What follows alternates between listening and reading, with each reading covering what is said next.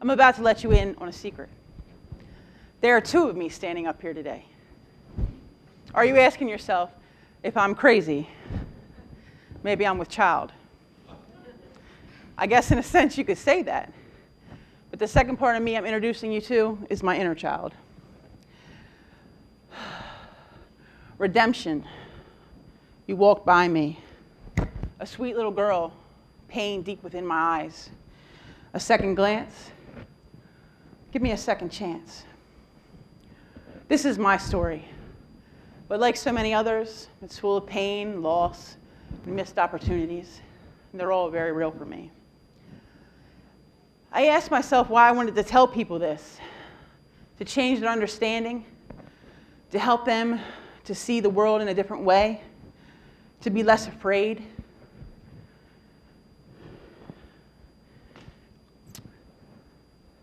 Don't pretend that you're unaware of a situation at hand. If you think there's a child you can help, I suggest you do just that. Stop walking by.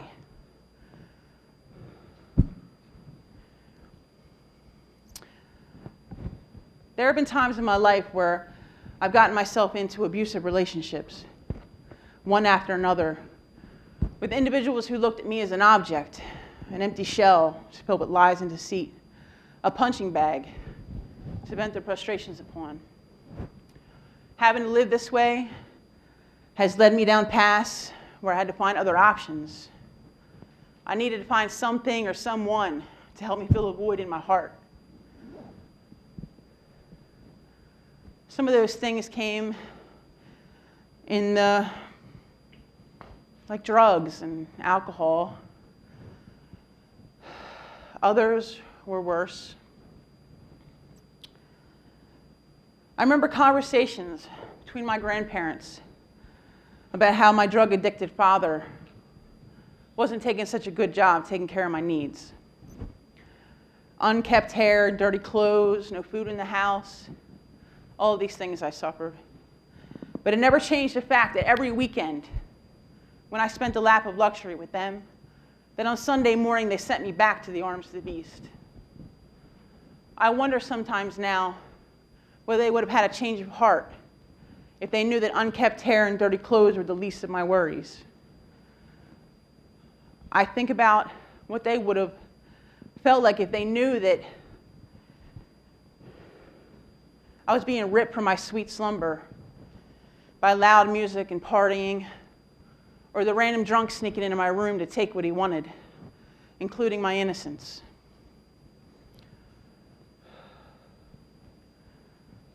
I've also went as far as to attempt suicide.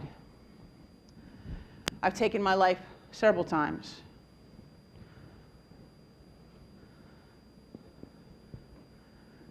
The suicide attempts have made me groan. I'm so nervous.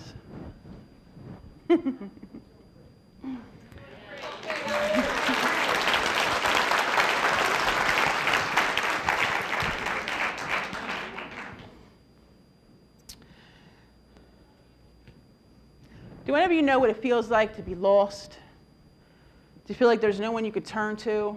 No one to even attempt to understand the pain that you might be going through? I stayed in that dark place for a long time.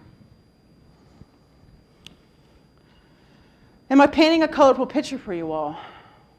Might one of you think twice about walking by me and not acknowledging my need for help or just a hug?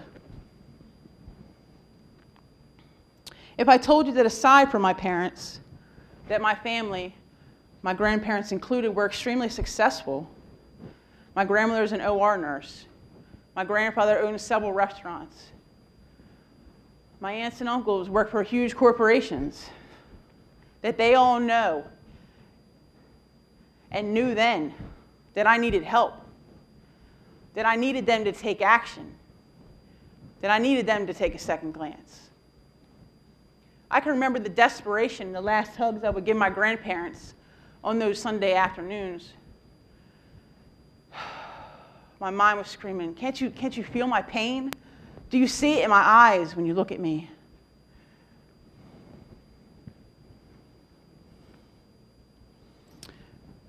was a time that my father and I lived in a motel, the Red Rose Inn. Some of you might know it.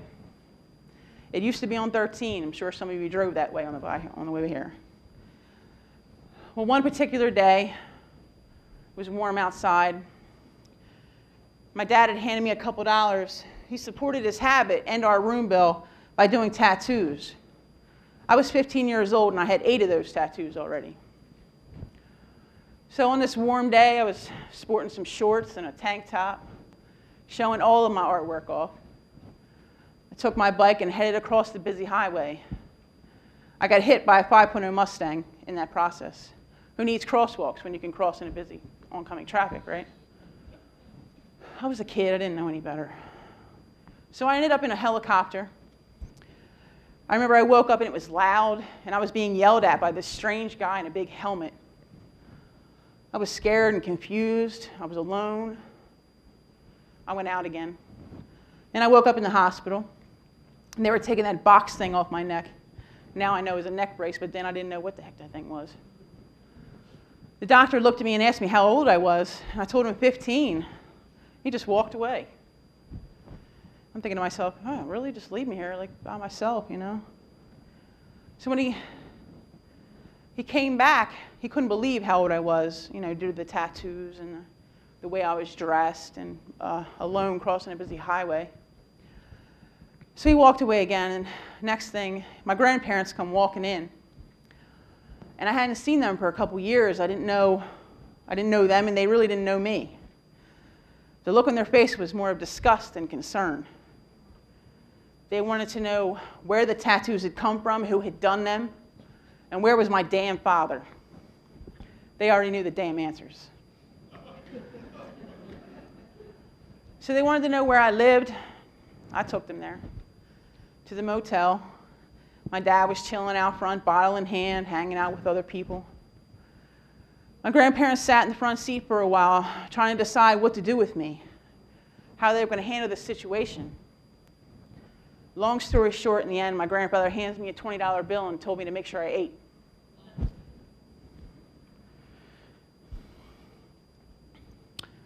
I had arrived at a point in my life when death was the only other option.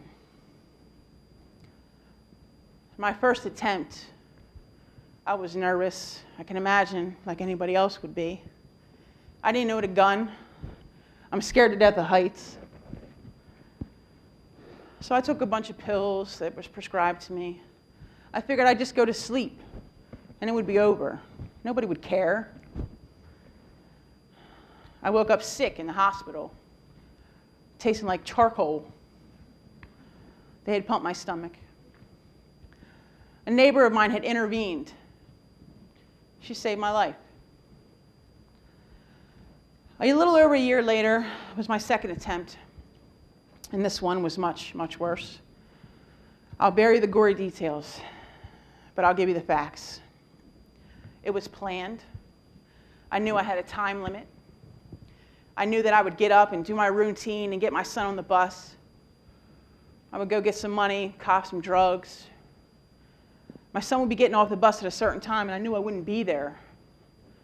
They would take him back to school because he was in kindergarten, and they wouldn't let him off the bus at such a young age. These things, I thought all about it. It was planned to the very end. So they did just that. They took him back to school. My ex-husband got called, raced home to see what I was up to. He was too late. I was gone. He called 911. He couldn't yell or hit me or scream. I woke up in the trauma room, naked, with a bright light over top of my head. I didn't know where it was. Here comes the doctor. I'll never forget her, because she taught me a lot about myself. She said I was lucky, that they had gotten to me right in time, that I needed about 3 pints of blood, but I was going to live. Over 600 and 700 staples later, I ended up in Rockford for a month, and then I went home with casts on both arms.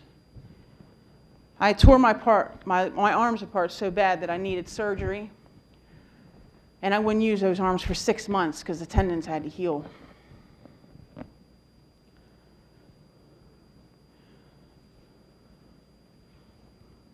I need to also share with you guys today my redemption. My second chance is the one I'm giving myself. I set myself free today by telling you all my story, by owning it. I'm making good on a promise that I gave myself to change, to stop being a victim. When I got here and I was chilling in an orange jumpsuit, much like my friend, I thought to myself, that was over. My life had come to an end. I was never getting out this time. I didn't believe a second chance was possible, or that through all of this I would have my self-dignity, my confidence, or a peace of mind. So, ladies and gentlemen, let me leave you with this. Do any of you know right now a child, maybe in your family, maybe not, who might need you to intervene? Do you feel it in your gut when you look at them, that they're scared, they need help?